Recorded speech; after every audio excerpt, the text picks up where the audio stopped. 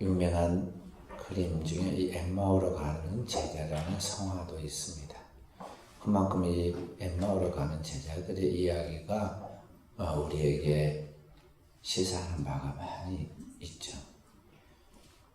엠마오로 가는 두 제자, 글로바와 또 다른 어떤 제자가 있는데 그들이 길에서 부활의 주님을 만났지만 주님이 누구인지를 알지 못하고 한참 동안 같이 길을 갔습니다. 아마 한나절은 갔는가 보죠.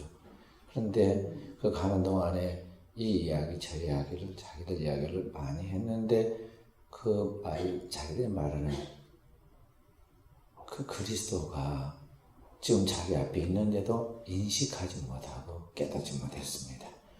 그리고 도리어 그 주님을 향하여 왜 자기들도 알고 있는 것을 당신은 모르느냐고 주님을 질책하는 모습도 보게 되죠. 그들이 주님을 알아보지 못했던 것은 다른 것이 아닙니다.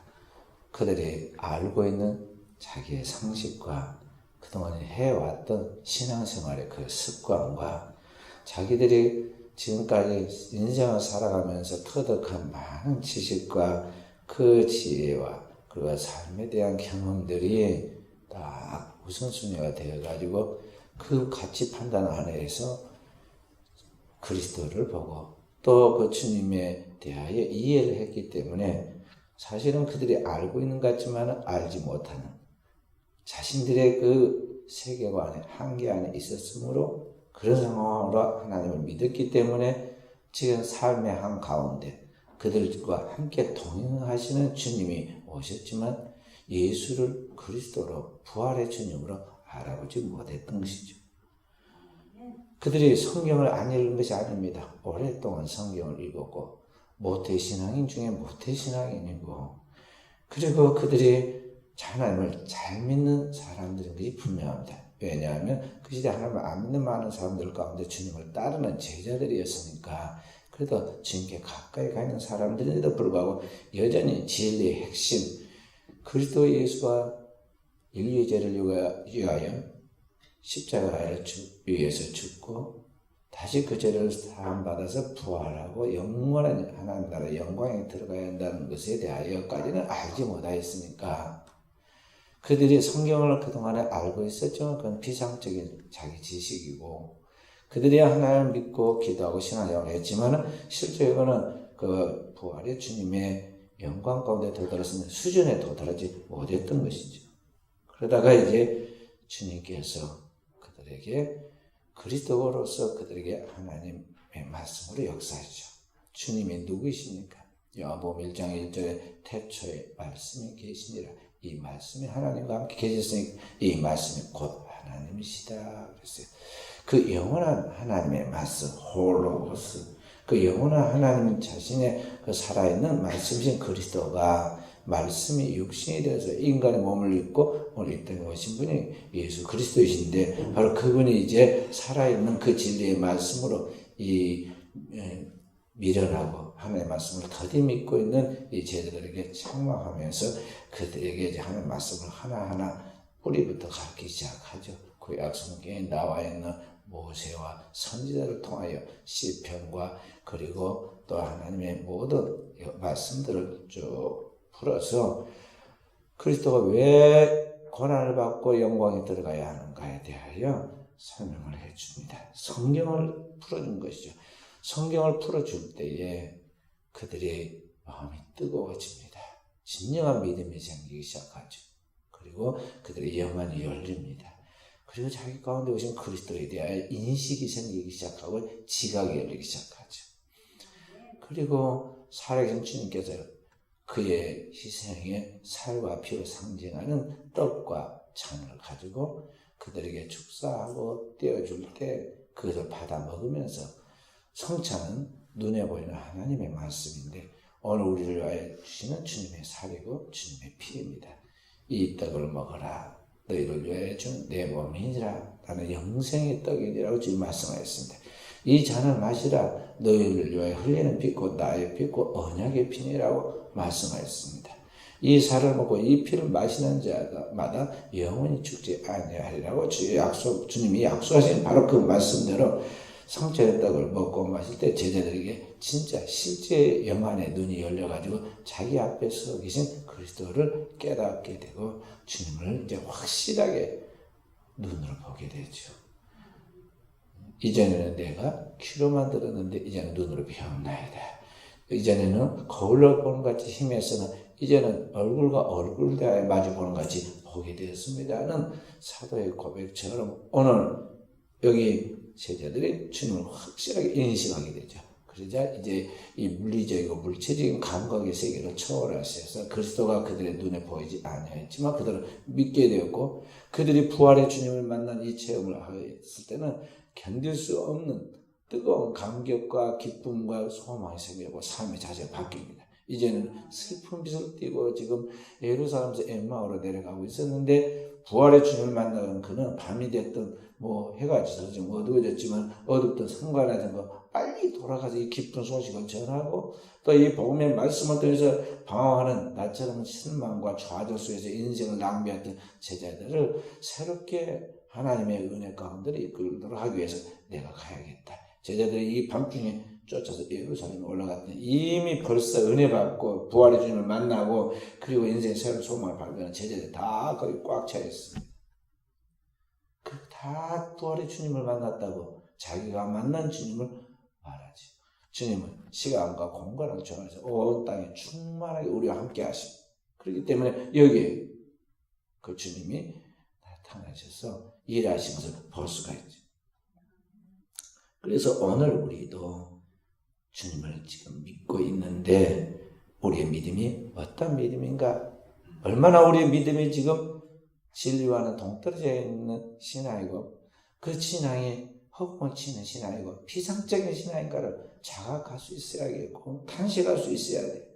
하나님과 얼마나 멀리 떨어져 있는지 우리가 우리 자신을 인식하면서 다시 말씀 안에 들어가서 그 말씀 속에서 하나님의 은혜를 찾아야 돼요. 내 인생의 근본적인 문제가 무엇이고 하나님의 구원에 내게 주시는 은혜가 무엇인가를 찾아서 그 인생의 답을 가지고 제자들처럼 새로운 사명적 삶을 살아가도록 해야 한다는 것입니다. 그래서 오늘 우리는 주님의 부활이 곧 나의 부활이며 주님의 생명이 곧 나의 생명이 되신다는 것을 우리가 고백하고 온 내 생명을 다해서 이제는 주님을 위하여 사는 자로서 나를 위하여 살지 않고 이제는 나를 위하여 자기 몸을 버리신 그 그리스도를 위하여 사는 삶을 살아가도록 해야겠어요. 갈라디아서 2장 10절에 사도 바울은 그렇게 말씀했습니다. 내가 그리스도와 함께 십자가에 못 박혔느니 그런즉 이제는 내가 사는 것이 아니요 내 안에 그리스도가 사신 것이라. 그리스도가 내 안에 부활해 살고 있다는 거죠. 이제 내가 육체 가운데 사는 것은 육체를 입고 지금 사람들 가운데 살고 있는 것은 나를 위하여 자기 몸을 버리신 그리스도를 믿는 믿음 안에서 사는 것이다. 그러니까 주님이 내 안에 살고 있다는 것을 믿는 그 믿음 안에서 주님이 기뻐하는 일을 주님 뜻과 영광을 위하여 지금 살고 있다는 것이죠. 그래서 빌립보서에서는 계속해서 살든지 죽든지 내 몸에서 그리스도만 정직해 되기를 원하고 그리스도를 위하여 내가 죽는다면 죽는 것도 내게 유익하다고 말하면서 하나님의 사명을 감당한 것을 보게 됩니다. 그래서 그리스도인의 사람은 이러한 깨어 있어서 영적인 삶이 딱 그 몸에 균형이 잡혀야 돼요. 그리고 그 길로만 걸어가야 합니다. 나는 그와 같은 삶을 살고 있는가? 우리는 우리 자신을 늘 그래서 성찰해야 돼요. 독일의 신학자 징크라는 그런 신학자가 있는데 현대인들의 모습을 이런 이야기로 설명을 했어요. 어떤 청년이 사하라 사막을 횡단하기로 결심하고 길을 떠납니다. 사막을 횡단해야 하니까 많은 준비를 했습니다. 장비를 준비하고 무엇보다 더 중요한 식수도 많이 준비했습니다. 근데 길을 떠나고 얼마 되지 않아서 모든 식수가 바닥나 버렸고 그 너무나 지친 그 청년은 기진하여 쓰러집니다. 그리고 의식을 잃어버리게 되죠. 한참 실신해 있다가 다시 의식이 돌아와서 눈을 떠보니까 눈앞에 야자수가 보입니다. 그리고 야자수 나뭇잎이 바람에 흩날리고 있습니다. 근데 그 청년은 누워서 생각을 합니다. 이게 내가 죽을 때가 됐는가 보다. 죽을 때가 되니까 환각이 보이는구나. 그래서 다시 눈을 감았습니다. 그랬더니 이번에 귓가에서 물소리와 함께 새소리가 희미하게 들립니다. 분명히 물소리입니다. 그리고 새소리도 들립니다. 그래서 그 사람은 다시 눈을 떠고 이제 내가 진짜 죽을 때가 돼서 죽게 되니까 믿을 수 없게도 이런 소리까지 다 들리는구나. 내 인생이 이렇게 갑자기 허무하게 이 사막에서 죽다니. 그러면서 너무 허무감을 느끼고 자신의 모든 그 마음과 귀를 다 닫아버립니다. 그런데 그 다음날 이튿날 아침에 사막에 사막에 사는 사람들을 말하는 거예요. 이 베두인이 어린 아들과 함께 오아시스에 물을 길러 왔다가 물가에 입술이 타들어가서 죽은 한 청년을 발견하게 됩니다. 아니 오아시스에서 여기에서 지금 물을 못 먹어갖고 이게 목이 마르다 보다 입술이 다 타들어가서 결국에는 죽은 것이 이해가 안 돼서 그 아들이 아버지가 물었습니다. 아버지, 이 사람은 왜 물가에 와가지고 목말라 죽었을까요? 그러니까 그 아버지가 뭐라고 대답했을까요? 애야, 여기 죽어 있는 젊은이가 바로 현대인이란다. 그랬어요. 현대인의 삶을 풍자한 그런 이야기예요. 오아시스 물가에서 목말라 죽은 현대인의 이 이야기 비유처럼 오늘 우리 현대인들이 첨단의 문명과 문화와 지식을 자랑하고 살아갑니다. 그 속에서 자신은 왕이라고 생각하고 왕처럼 대우받고 인정받고 사랑받고 그렇게 살아가려고 그렇게 살아가면서 오늘 현대인들처럼 자신을 똑똑하다고 생각하는 사람이 없죠. 온통 사람들이 자신의 그 잘남, 지식과 상식과 똑똑함을 가지고 생각하고 나가는데 가만히 객관적으로 보면요. 다 자기가 믿고 싶은 것만 믿고 보고 싶은 것만 보고 말하고 싶은 것만 말해요. 이걸 뭐가 심리학적으로 확증 편향적인 사고방식이라고 그래요. 현대인들은 다 그런 확증 편향적인 사고방식을 가지고 그 알고 있는 것만 전부라고 믿고 받아들입니다. 그래서 실제로 자기 앞에 오아시스가 있는 것도 안 믿어버리듯이 하나님께서 준비하는 사막의 오아시스와 같은 영원한 생명수 되시는 예수 그리스도에 대하여 하나님께 태초부터 준비하셨고 그리고 역사에 끊임없이 그 복음에 대하여서 계시하시고 말씀하셨고 그 종들 선지자들을 통해서 그 복음의 말씀을 전해줬지만 사람들은 자기 생각의 한계 안에 갇혀있고 자기가 알고 있는 신앙과 종교관 자기가 알고 있는 그런 지식이 딱 묶여 있어가지고 절대 복음을 믿지 않았습니다. 그래서 현대인들이 오아시스 물가에서 이게 목말라 죽는 같이 현대인들이 무수하게 많이 병들고 상처받고 그리고 죽어서 망해 간다는 것입니다. 하나님께서 역사의 마지막 때 한가운데 하나님의 독생자신 예수 그리스도 그분을 보내어서 우리를 살려주려고 우리같이 100년도 못 살고 가는 이 부족한 티끌 같은 인생을 살려주려고 그 하나님의 영원한 생명이신 독생자 예수 그리스도를 보내어서 그냥 관광 왔다 간 것이 아니에요.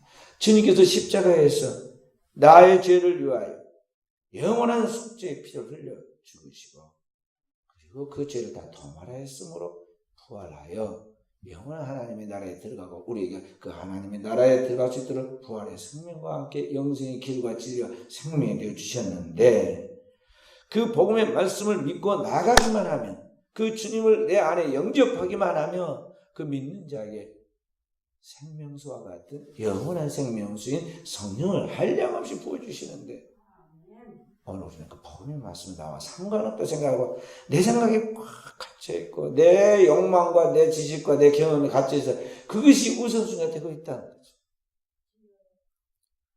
유월절 명절 끝날에 주님께서 서서 외쳤습니다. 누구든지 목마르거든 내게 와서 마시라. 나를 믿는 자는 성령의 이름과 같이 그 배에서 생수의 강이 흘러나리라. 그 생수의 강은 뭐냐면 바로 영원한 생명수의 성령이시다. 하나님의 성령이 우리 안에서 그 복음의 말씀, 그리스도 예수의 십자가 부활의 복음의 말씀 믿는 자에게는 성령이 그 안에 한량씩 흘러 넘치는데 우리는 그 주님의 복음의 말씀을 오아시스를 제쳐놓고 자기 생각을 써서 이게 내가 죽을 때가 되니까 환각이 보이는구나, 환청이 들리는구나, 내가 죽게 되는데 진짜 죽는구나 스스로 자기 죽음을 자초한 것 같이 현대인들은 자기의 고정관념과 지식과 경험을 가지고 그것으로 살아간다는 거죠. 삶의 우선순위가 무엇입니까? 우리가 추구하는 것을 살펴보시기 바랍니다. 내 삶의 우선순위가 무엇이냐는 것이죠.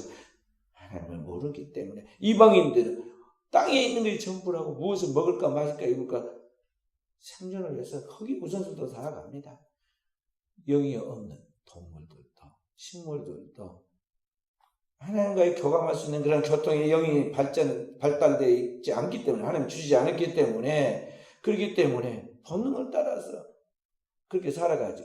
이방인들도 마찬가지죠. 그런데 그래도 예수의 복음의 말씀을 통해서 그 영이 살아나 있는 신자들도 아직 그러한 주님의 깊은 진리의 지식에 도달하지 못하고 그 진리의 말씀을 자기 것을 소화시키지 못해가지고 항상 신앙이 변두리를 치고 있다는 거죠. 그래서 영의 참된 자유와 맛을 느끼지 못해요. 그리고 우리가 자랑한 대로 성경을 보면은 성경은 이 예수님 당대에 보면은 유대인들 보면 귀신 들린 사람이 그렇게 많을까요? 고대에 병든 사람 왜 이렇게 많을까요? 그들이 누굽니까?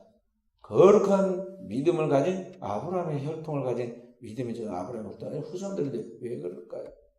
그러니까 복음의 진리에 진수에 이르지 못하여 그 축복을 누리지 못하고 그 은혜를 누리지 못하고 성령의 자유함을 경험하지 못한 사람은 다 마귀에게 눌리고 귀신에 이리저리 찢겨가지고 온갖 죄를 짓고 방황하다가 마귀의 그러한 저주와 재앙을 다 당해가지고 정신적으로, 영적으로, 육체적으로 수많은 고통을 받고 있다는 겁니다.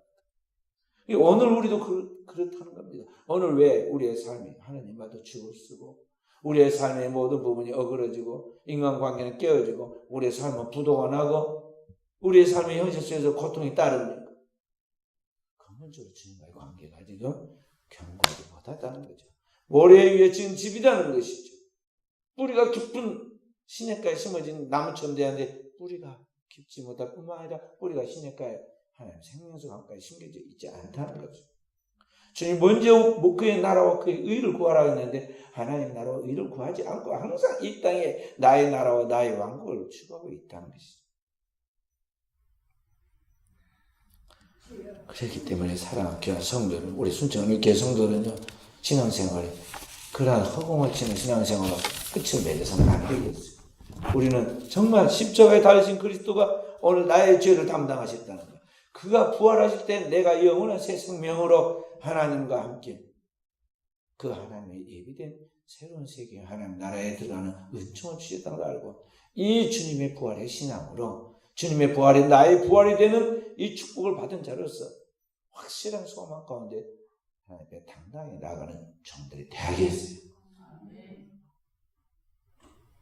그렇게 오늘 이 복음의 말씀을 믿고 나가는 그 성도들, 부활의 신앙으로 사는 사람들에게는 하나님의 진정한 능력과 평화와 표적들이 있다는 것이 믿는 자들에게는 주님의 복음의 말씀을 확실히 믿는 자들에게는 표적이 따르리니 그래서 너희가 내 이름으로 귀신을 쫓아내며 새 방언을 말하며 무슨 독을 맞을지라도 해를 받지 아니하며 병든 자의 손을 낫는 역사가 2000년 전이나 오늘이나 진정으로 믿는 자에 나타난다는 것이죠. 그대로 믿어야 돼요. 아기처럼 순수하게 믿어야 돼요.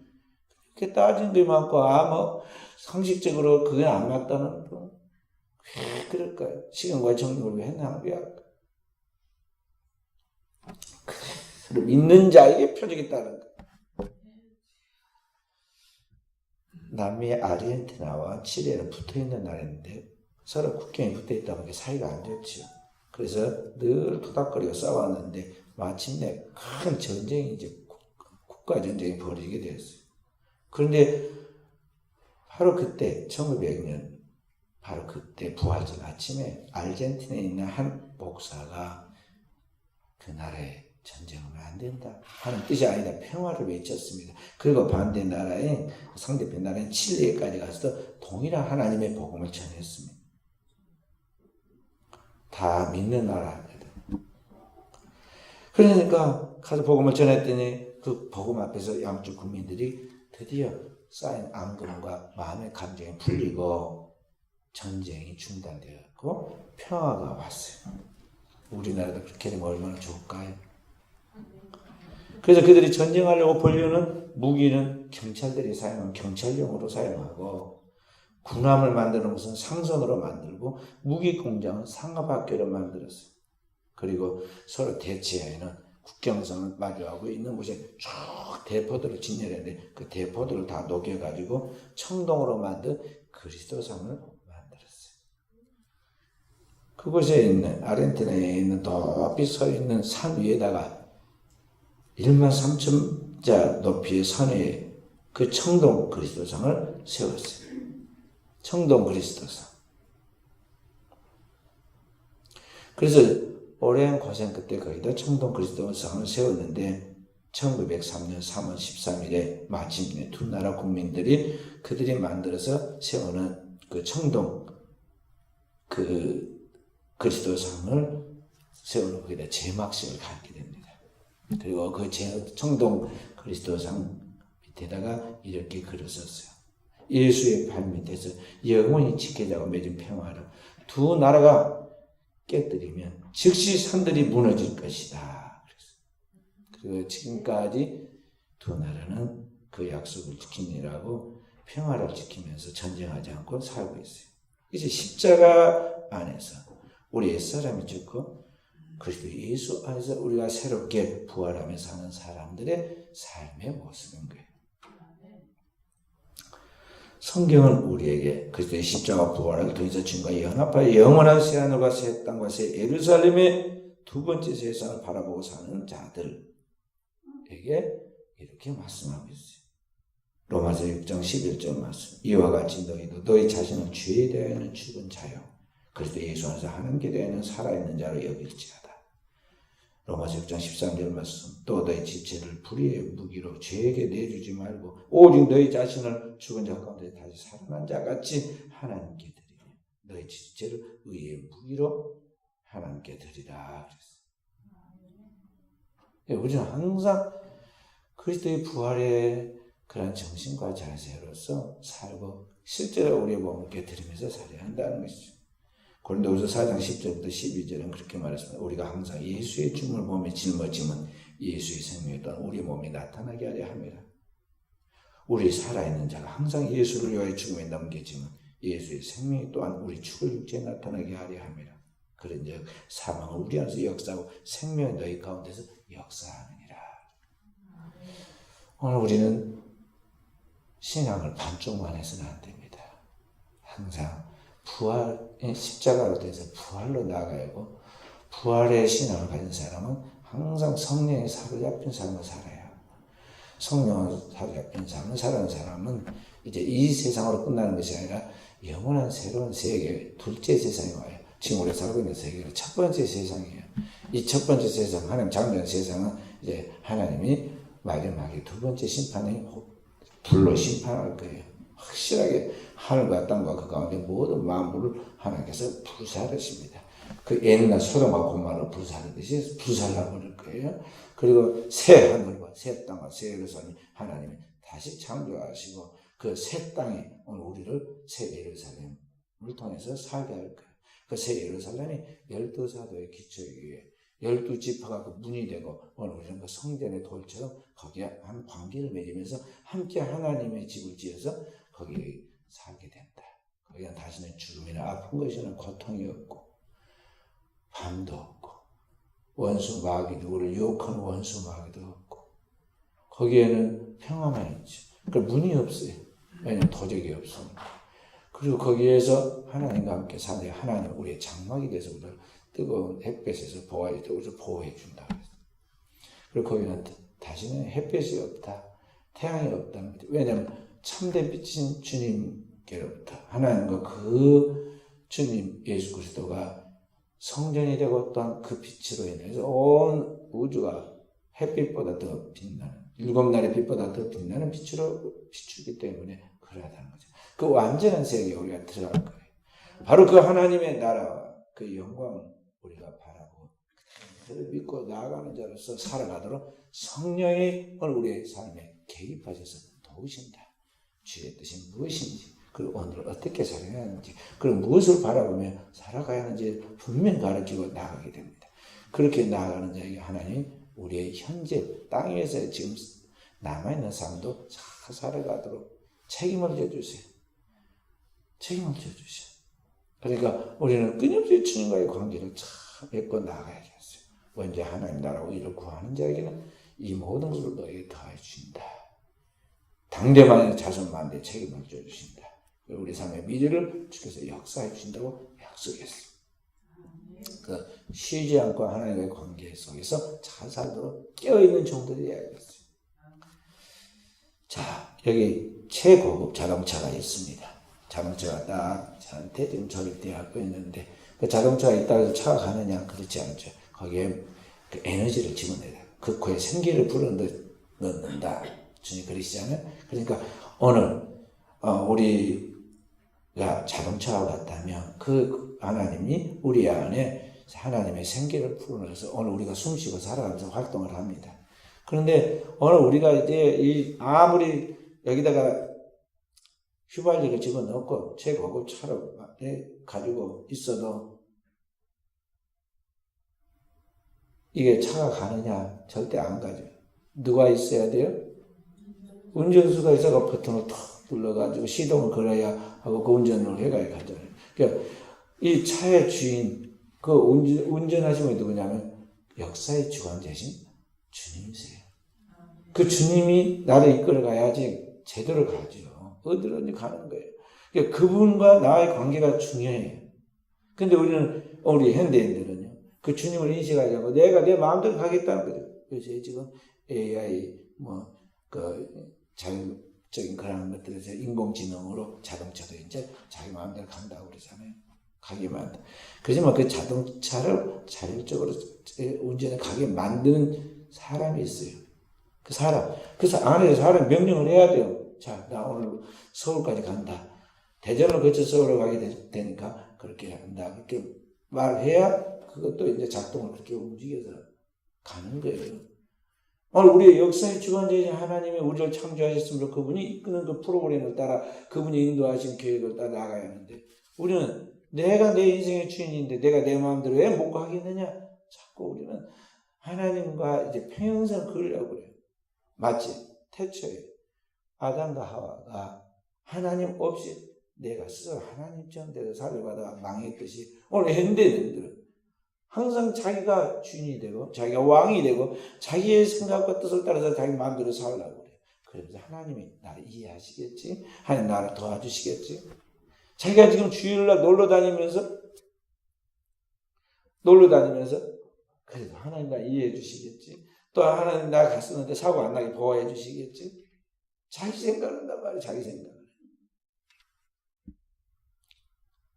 그게 미신적 신앙이다 이 말이죠. 우리는 항상 내가 주인이 아니라는 걸 늘 인식하고 주님이 주인이세요. 주인이라고 부르잖아요. 우리 주인. 주님이란 말은 주인이라는 뜻이에요. 우리는 뭐냐면 서벤트, 그의 종입니다. 종은 주인의 말을 잘 듣고 주인의 뜻을 따라 나가야 돼요.